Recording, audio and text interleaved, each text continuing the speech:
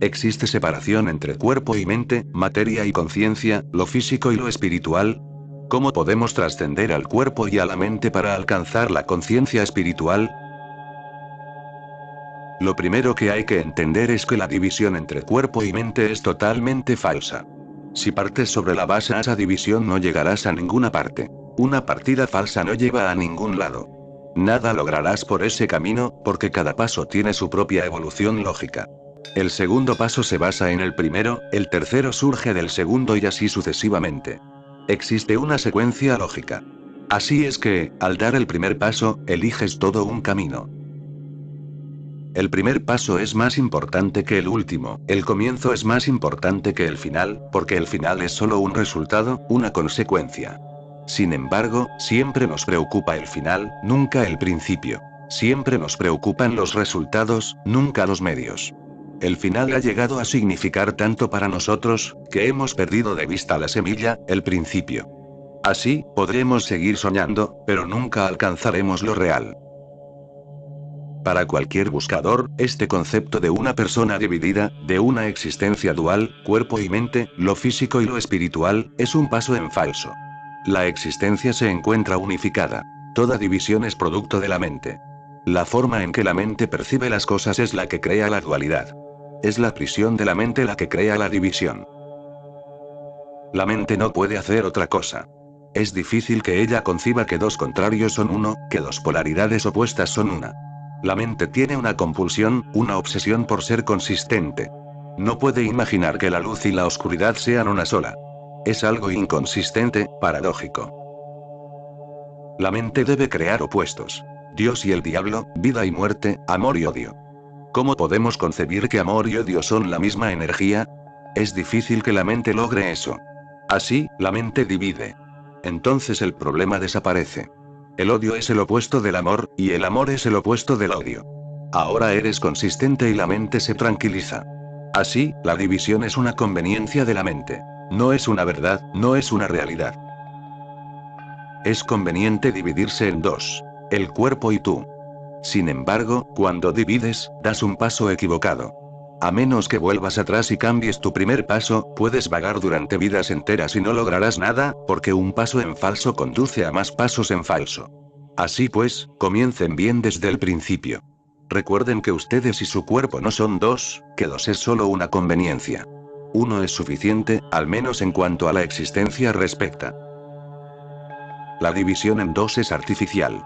En realidad, siempre sientes que eres uno. Sin embargo, apenas comienzas a pensar acerca de ello, surge el problema. Cuando tu cuerpo te duele, no se te ocurre sentir que son dos. Sientes que eres uno con tu cuerpo. Divides después, cuando te pones a pensar en el asunto. En el momento presente, no hay división. Por ejemplo, si alguien te pone un puñal contra el pecho, desaparece la división. No piensas que esa persona te va a matar el cuerpo. Piensas que va a matarte a ti. Solo puedes dividir posteriormente, cuando el hecho ya es un recuerdo. Ahora puedes mirar las cosas, pensar acerca de ellas. Puedes afirmar que ese hombre iba a matar tu cuerpo. Pero no pudiste decir eso en el momento mismo en que todo ocurrió. Siempre que sientes, sientes unidad. Siempre que piensas, te pones a dividir. Surge la enemistad. Si no eres el cuerpo, se origina una lucha. Aparece la pregunta: ¿quién es el amo? ¿El cuerpo o yo? El ego se siente amenazado. Comienzas a reprimir al cuerpo. Y cuando reprimes al cuerpo, te reprimes a ti mismo. Cuando luchas contra tu cuerpo, luchas contra ti mismo. Así que surge mucha confusión. Se transforma en algo suicida. Aun si lo intentas, no podrás reprimir totalmente al cuerpo. ¿Cómo podría eliminar mi mano izquierda con mi mano derecha? Parecen ser dos, pero en ambas fluye la misma energía. Si realmente fueran dos, la represión sería posible. Y no solo la represión. La destrucción total también lo sería, pero si la misma energía fluye en ambas, ¿cómo puedo suprimir mi mano izquierda? Esto es ficticio. Puedo dejar que mi mano derecha doblegue a mi mano izquierda y pretender que mi mano derecha ha ganado. Sin embargo, al minuto siguiente podré levantar la mano izquierda sin que nada pueda detenerla. Este es el juego en que participamos. Y sigue y sigue. A veces doblegas al sexo, y otras veces el sexo te doblega a ti. Se transforma en un círculo vicioso. Nunca podrás suprimir al sexo. Puedes transformarlo, pero nunca podrás suprimirlo. Si partes de la base de una separación entre tú y tu cuerpo, desembocarás en una represión. Si buscas la transformación, no debieras comenzar dividiendo. La transformación solo puede surgir de una comprensión del todo como un todo. La represión surge del equívoco de considerar que el todo está formado por partes separadas. Si sé que las dos manos son mías, el esfuerzo por suprimir una de ellas resulta absurdo. La pugna resulta absurda porque, ¿cuál debe suprimir a cuál? ¿Quién debe luchar contra quién? Si puedes sentirte a gusto con tu cuerpo, habrás dado el primer paso que será el correcto. Entonces no habrá división ni represión. El separarte de tu cuerpo producirá automáticamente una variedad de consecuencias. Mientras más reprimas al cuerpo, más frustrado te verás, porque suprimirlo es imposible. Puedes lograr una tregua momentánea, pero luego te verás nuevamente derrotado. Y mientras más te frustres, mayor será la división, más amplia será la brecha que te separa de tu cuerpo. Te sentirás cada vez más hostil a su respecto. Creerás que el cuerpo es muy fuerte y que es por eso que no eres capaz de suprimirlo. Concluirás, tendré que luchar con más ímpetu. Por esto digo que todo tiene su propia lógica. Si partes de una premisa equivocada, podrás seguir hasta el final sin llegar nunca a ninguna parte. Toda lucha te conducirá a otra lucha. La mente siente, el cuerpo es fuerte y yo soy débil. Debo reprimirlo más. O bien, ahora debo debilitar mi cuerpo. Toda austeridad es solo un esfuerzo por debilitar al cuerpo. Pero mientras más debilites al cuerpo, más te debilitas a ti mismo. La misma fuerza relativa se mantiene siempre entre tú y tu cuerpo. Al debilitarte te sientes más frustrado, porque ahora es más fácil derrotarte. Y no hay nada que puedas hacer al respecto. Mientras más te debilitas, menos posibilidades tienes de enfrentar con éxito las exigencias del cuerpo, y más tienes que luchar en su contra. Por tanto, lo primero es no pensar en términos de una división. Esta división, físico y espiritual, material y mental, conciencia y materia, es solo una falacia lingüística. El lenguaje crea todo este absurdo. Por ejemplo, si ustedes dicen algo, deberé responder sí o no. No existe la actitud neutral. Sí es siempre absoluto. No es también absoluto. No existe ninguna palabra neutral en ningún idioma. Así pues, De Bono acuñó una nueva palabra. No. Afirma que Po debiera utilizarse como palabra neutral. Significa: he escuchado su punto de vista, y no le respondo ni sí ni no. Usen Po, y todo cambia. Po es una palabra artificial que De Bono tomó de hipótesis o posibilidad o poesía. Es una palabra neutral que no implica evaluación, ni condenación, ni apreciación, ni compromiso. Ni a favor ni en contra. Si alguien le insulta, responda Po. Luego, sienta la diferencia en su interior. Una sola palabra puede producir tanta diferencia. Cuando dices Po, estás diciendo, le he escuchado. Ahora sé que esta es su opinión respecto a mí. Puede tener razón. Puede estar equivocado. No me pronuncio. El lenguaje crea la división. Aún los grandes pensadores crean lingüísticamente cosas que no existen. Si les preguntas, ¿qué es la mente?, responden no es materia. Si preguntas qué es materia, responden no es mente. No llegas a conocer ni la materia ni la mente. Definen la materia por medio de la mente, y a la mente por medio de la materia. Las raíces no llegan a conocerse. Esto es absurdo, pero nos resulta más confortable que decir, no sé. Nada se sabe acerca de eso. Cuando decimos la mente es inmaterial, nos tranquilizamos, como si algo se hubiese aclarado. Nada se ha aclarado. La mente y la materia pertenecen a lo desconocido, pero responder no sé sería humillante para el ego. Cuando dividimos, sentimos que hemos llegado a dominar cosas de las que somos totalmente ignorantes. El 99% de la filosofía es creada por el lenguaje. Diferentes idiomas crean diferentes tipos de filosofía. Si cambias el idioma, la filosofía cambiará. Por esto la filosofía no se puede traducir. La ciencia siempre puede traducirse, pero la filosofía no. Y la poesía es aún más intraducible, porque depende de una frescura particular del lenguaje. Cuando cambias el idioma, cambia el sabor. Ese sabor corresponde a una ordenación particular de las palabras, una utilización particular de ellas.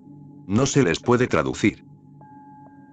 Así, lo primero que hay que recordar es que no debemos comenzar con una división. Solo entonces el primer paso será el correcto. No quiero decir que haya que partir de la idea de que yo soy uno. No quiero decir eso. De esa forma, también comienzas con un concepto. Comienza desde la ignorancia, desde la humilde ignorancia. Parte de la base del no sé. Puedes afirmar que cuerpo y mente se hallan separados. O bien, puedes adoptar la posición opuesta y decir, yo soy uno. Cuerpo y mente son uno solo. Sin embargo, esta frase aún presupone una división. Dices uno, pero sientes dos. A la sensación de dos opones la aseveración de unidad. Esta aseveración es, nuevamente, una sutil represión. Así que no partas de Advait, de una filosofía no dual. Parte de la existencia, no de conceptos. Parte de una conciencia profunda, carente de conceptos. A eso me refiero cuando hablo de un buen comienzo. Comienza a sentir la existencia.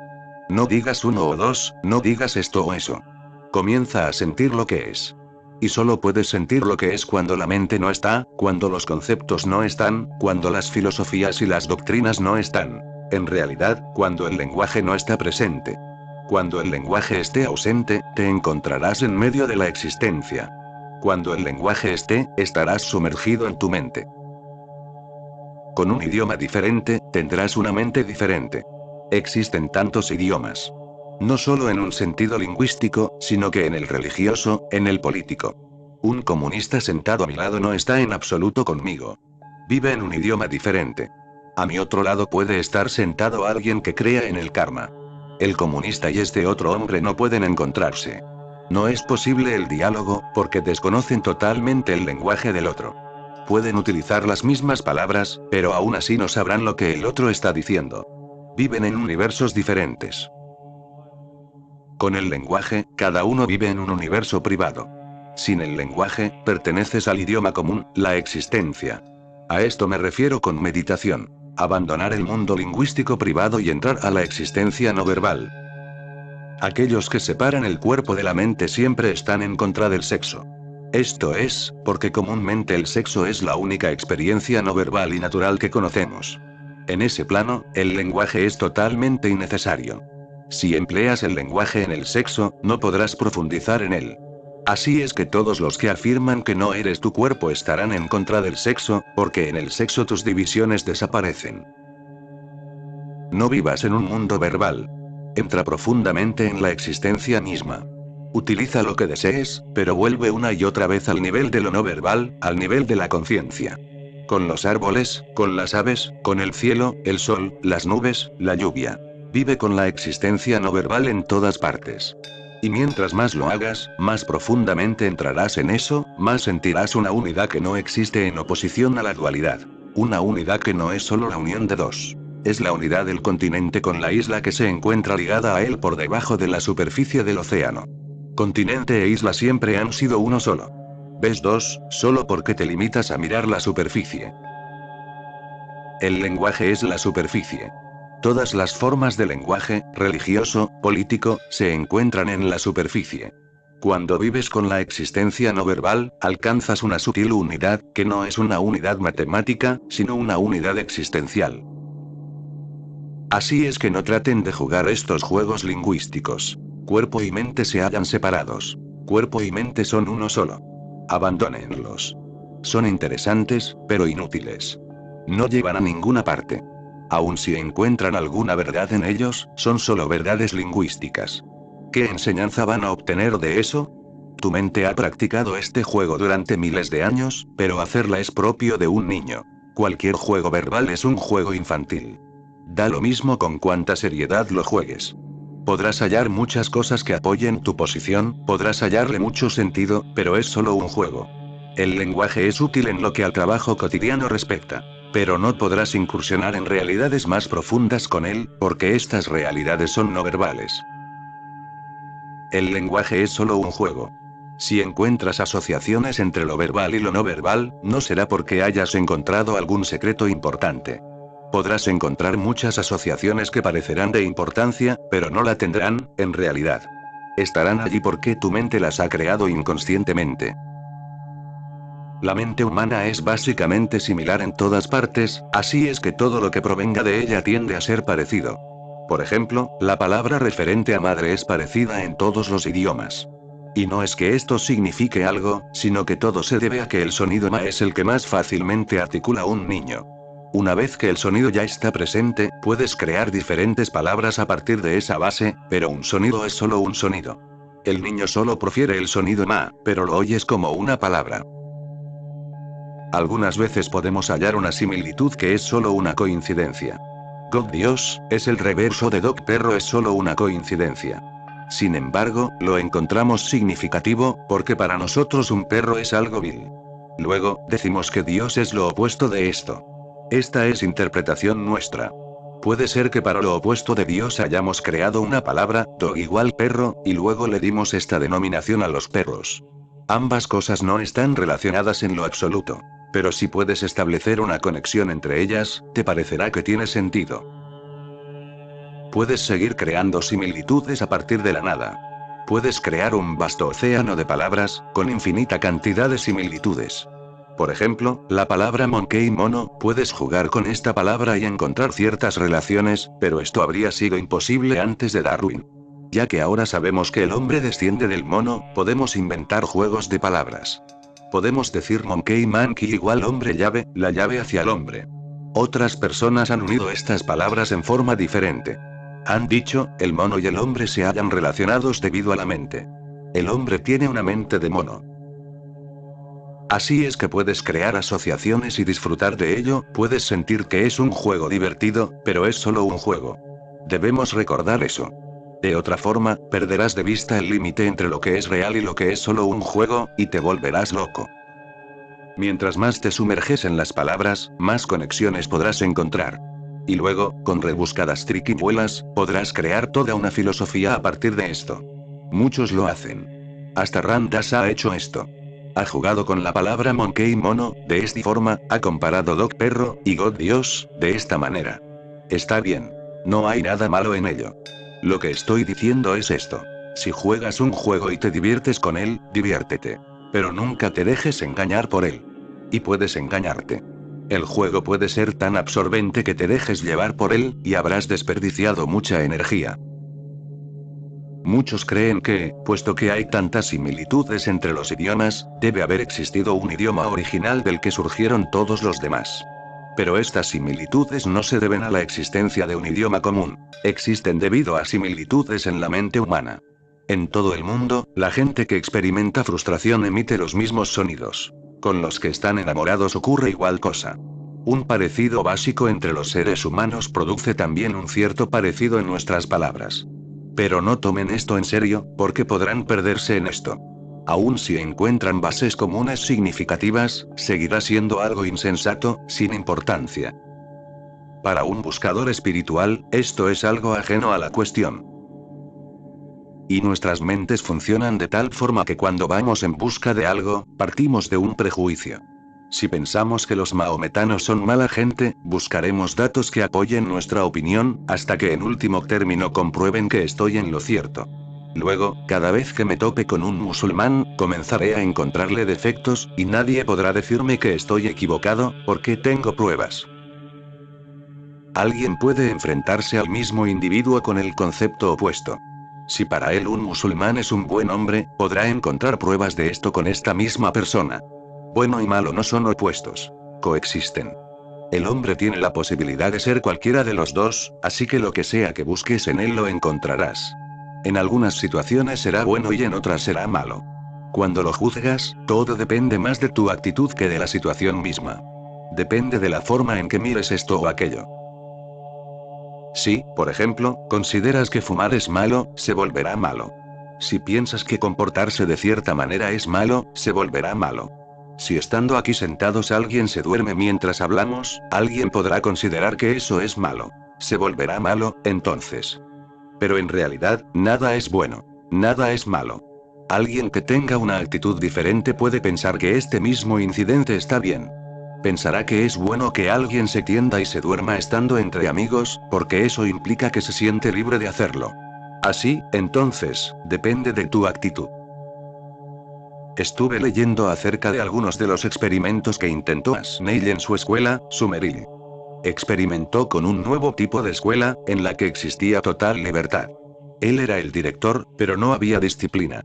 Un día un profesor enfermó, y él les dijo a los niños que no hiciesen ruido para no molestar al profesor esa noche. Sin embargo, esa noche los niños comenzaron a pelear justo al lado del cuarto del enfermo. Neil subió. Cuando los niños oyeron que alguien venía se callaron y comenzaron a estudiar. Neil miró hacia adentro a través de la ventana. Uno de los chicos, que simulaba hacer los preparativos para acostarse, levantó la vista y descubrió a Neil en la ventana. Dijo a los otros, es solo Neil. Vamos, no es necesario detenerse. Es solamente Neil. Así que comenzaron a pelear nuevamente. Y Neil era el director de la escuela. Neil escribió, me hizo muy feliz el que no me tuvieran miedo, al punto de que pudiesen decir, no hay de qué preocuparse. Es solo Neil. A él le agradó lo sucedido, pero a ningún otro director le hubiese agradado. A ningún otro. Nunca en la historia. Así es que depende de ti, de la forma en que definas las cosas. Neil lo sintió como amor. Pero, nuevamente, esa es su definición. Siempre encontramos aquello que estamos buscando. Puedes encontrar absolutamente cualquier cosa si la estás buscando seriamente. De modo que no comiencen con la mente centrada en encontrar algo. Limítense a comenzar. Una mente en actitud investigadora no busca nada específico, sino que sencillamente busca. Simplemente busca, sin ideas preconcebidas, sin buscar nada definido. Encontramos cosas porque las buscamos. El significado de la historia bíblica de la Torre de Babel es que, apenas hablas, te encuentras dividido. La historia no trata de personas que comenzaron a hablar diferentes idiomas, sino de personas que comenzaron a hablar. Apenas comienzas a hablar, aparece la confusión. Apenas articulas algo, te encontrarás dividido. Solo el silencio es uno. Muchas personas han desperdiciado sus vidas buscando cosas. Cuando tomas algo en serio, puedes desperdiciar tu vida con mucha facilidad. Jugar con palabras es algo tan gratificante para el ego que te puedes pasar la vida en ello. Aun si es interesante, un juego entretenido, divertido, es un juego inútil para el buscador espiritual. La búsqueda espiritual no es un juego. Podemos practicar el mismo juego, utilizando números. Puedes establecer relaciones. Puedes lucubrar el motivo por el cual hay 7 días en la semana, 7 notas musicales, 7 esferas, 7 cuerpos. ¿Por qué motivo hay siempre 7? Entonces podrás crear una filosofía completa en torno a ello, pero esa filosofía será producto de tu imaginación. A veces las cosas comienzan en forma muy inocente. Por ejemplo, la forma en que se comenzó a contar. El único motivo por el cual existen 9 dígitos es porque el hombre tiene 10 dedos. En todas partes del mundo, el hombre comenzó a contar utilizando sus dedos. Así pues, 10 fue el límite que se eligió. Era suficiente, porque de ahí en adelante se puede ir repitiendo. Así es que en todas partes del mundo hay 9 dígitos. Una vez que ya se ha determinado el 9 como límite, es difícil imaginar el procedimiento a seguir con una cantidad de dígitos mayor o menor que 9. Sin embargo, se pueden utilizar menos. Usar 9 es solo una costumbre. Leibniz utilizaba solo 3 dígitos. L, 2 y 3. Cualquier problema puede ser resuelto con 3 dígitos, al igual que con 9. Einstein utilizaba solo 2 dígitos. 1 y 2. En esa forma, se cuenta así. 1,2, 10, 11, nos podría parecer que aquí hay un salto de 8, pero ese salto no existe. Está solo en nuestras mentes. Estamos condicionados a pensar que el 3 debe venir después del 2. Ese debería no existe. Sin embargo, eso nos confunde. Pensamos que 2 más 2 son siempre 4, pero no existe ninguna obligatoriedad de que sea así. Si se utiliza un sistema de 2 dígitos, 2 más 2 serán 11. Y entonces, 11 y 4 aludirán a la misma cantidad. Puedes decir que 2 sillas más 2 sillas son 4 sillas, o también puedes decir que son 11. Sin embargo, independientemente del sistema que utilices, la cantidad existencial de sillas será la misma. Puedes hallar un motivo para todo. ¿Por qué la semana tiene 7 días? ¿Por qué el ciclo menstrual de una mujer abarca 28 días? ¿Por qué hay 7 notas en la escala? ¿Por qué hay 7 esferas? Y puede que algunas de estas cosas tengan realmente un motivo. Por ejemplo, la palabra menstruo significa un mes. Es posible que el hombre comenzó a contar los meses de acuerdo al ciclo menstrual de la mujer, pues el ciclo femenino natural es un período de tiempo fijo. 28 días. Este habría sido un método simple para saber que ha transcurrido un mes. Cuando tu esposa comienza a menstruar, significa que ha pasado un mes. O bien, puedes contar los meses de acuerdo a la luna. Sin embargo, el lapso que llamamos un mes varía en este caso a 30 días. La luna crece durante 15 días y decrece por otros 15 días, de modo que en 30 días completa su ciclo. Fijamos los meses con un criterio lunar, así es que contamos 30 días para el mes. Sin embargo, si determinamos la duración del mes según Venus o según el ciclo menstrual, tendremos 28 días. Podemos superar la disparidad dividiendo el ciclo de 28 días y concibiendo una semana de 7 días. Y una vez que esta forma de concebir el mes se establece en la mente, las demás cosas se suceden en forma automática. Esto es lo que quiero decir. Todo tiene su propia lógica. Una vez que tienes la semana de 7 días, podrás encontrar muchos otros patrones de 7, y el 7 se transforma en un número significativo, en un número mágico. No lo es. O bien la vida entera es magia pura o nada lo es. Se transforma en un juego para la imaginación. Puedes jugar con estas cosas, y encontrarás muchas coincidencias. El mundo es tan grande, tan infinito, ocurren tantas cosas en cada segundo, que es totalmente obvio que habrá coincidencias. Las coincidencias comienzan a acumularse. Y finalmente tienes una lista tan larga de ellas que te dejas convencer y te preguntas, ¿por qué hay siempre 7? Debe haber algún misterio subyacente. Todo el misterio lo construye tu mente, que ve las coincidencias e intenta interpretarlas en una forma lógica. Gurdjieff afirmó que el hombre es el alimento de la luna. Esto es algo totalmente lógico. Nos demuestra el absurdo de la lógica. Todo lo que existe es alimento para algo o alguien, de modo que Gurdjieff tuvo una idea muy ingeniosa. El hombre debe ser el alimento de algo o alguien. Si seguimos ese razonamiento, la pregunta ¿quién se alimenta del hombre? Resulta totalmente lógica y coherente. El sol no puede ser el devorador del hombre, porque sus rayos son alimento para otros organismos. Las plantas. El hombre se encontraría entonces situado en un estrato inferior al de otras especies. Pero esto no puede ser, puesto que el hombre es el animal más elevado, según su propia opinión. Así pues, el hombre no puede ser alimento para el sol. La luna se relaciona con nosotros en una forma sutil, pero no del modo como Gurdjieff lo describió. Se encuentra sutilmente relacionada con el período menstrual de la mujer. Se relaciona con la marea, con el flujo y reflujo del mar. Parece ser que es mayor la proporción de gente que se vuelve loca cuando hay luna llena. Es de ahí de donde proviene la palabra lunático. De lunar, la luna. La luna siempre le ha resultado muy hipnótica a la mente humana. Gurdjieff afirmó, el hombre debe ser el alimento de la luna, porque el alimento puede ser fácilmente hipnotizado por el que lo devora. Los animales, en particular, las serpientes hipnotizan primero a sus víctimas. Estas se paralizan a tal punto que luego pueden ser devoradas. Esta es otra coincidencia con la que jugó Gurdjieff. La luna hipnotiza a poetas, lunáticos, estetas y pensadores. Debe haber algo. El hombre debe ser un alimento. Podemos jugar con esta idea. Con una mente fértil como la de Gurdjieff, las cosas pueden seguir hilándose lógicamente. Gurdjieff era un genio. Podía presentar las cosas de tal manera que parecieran lógicas, racionales, significativas, independientemente de lo absurdas que fueran. Sugirió esta teoría, y luego su imaginación fue capaz de hallar muchas conexiones, muchas pruebas. Todo aquel que crea un sistema utiliza la lógica como medio para distorsionar, para comprobar su idea. Todos los que crean sistemas. Aquellos que desean permanecer junto a la verdad no pueden crear sistemas. Por ejemplo, yo nunca pude crear un sistema, porque para mí, el intento mismo de hacerla va por el camino errado. Lo que digo solo puede ser fragmentario, incompleto. Existirán brechas insalvables. Conmigo, deberán saltar de un punto a otro. Un sistema puede crearse con mucha facilidad, porque las brechas pueden ser rellenadas por la imaginación. De ese modo, el todo queda muy claro, límpido, lógico. Sin embargo, mientras más lógico es, más se aleja de la fuente existencial. Mientras más sabes, más claro te queda que existen brechas que no pueden rellenarse. La existencia nunca puede ser consistente, nunca. Un sistema debe ser coherente, pero la existencia misma nunca lo es. De modo que ningún sistema puede explicarla.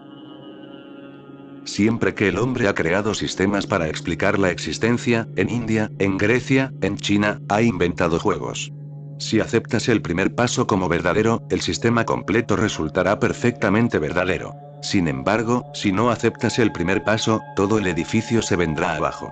Todo el edificio es un ejercicio de la imaginación. Está bien. Es poético, hermoso. Sin embargo, una vez que un sistema insiste en que su versión de la existencia es la verdad absoluta, resultará violento y destructivo. Estos sistemas de verdades son poesías. Son hermosos, pero son solo poesías. La imaginación habrá rellenado muchas brechas.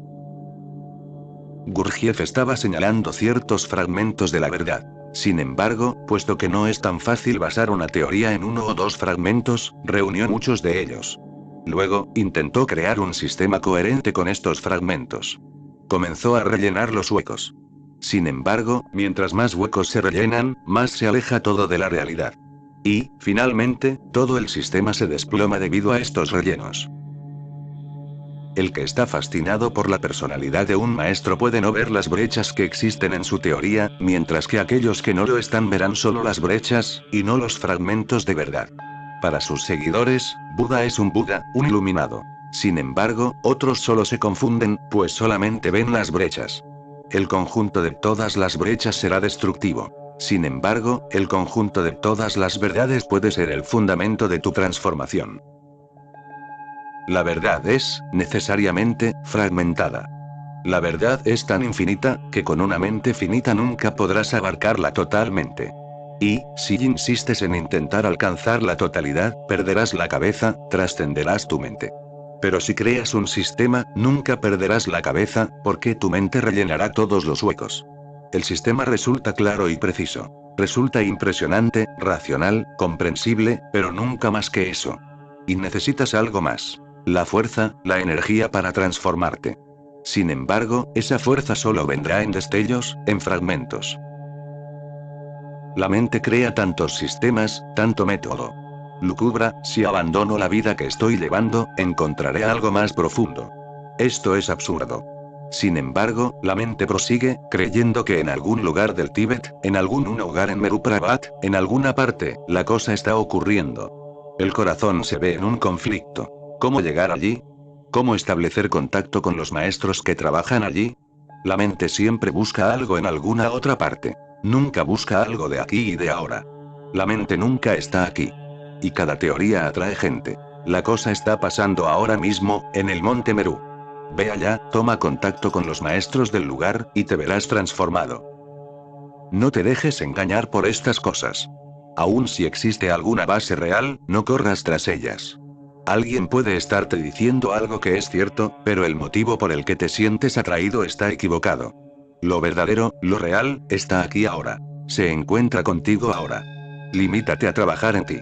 Aun cuando uno haya ido a todos los montes Meru, deberá regresar a estar consigo mismo. Finalmente, uno encuentra que el monte Meru está aquí, que el Tíbet está aquí. Aquí, en mi interior. Y he estado vagando, y vagando, por todos lados. Mientras más racional sea un sistema, más se desmorona, y entonces es necesario agregar algo irracional. Sin embargo, apenas agregas el elemento irracional, la mente comienza a hacerse astillas. Así es que no se preocupen de los sistemas. Simplemente, salten al aquí y a la ahora.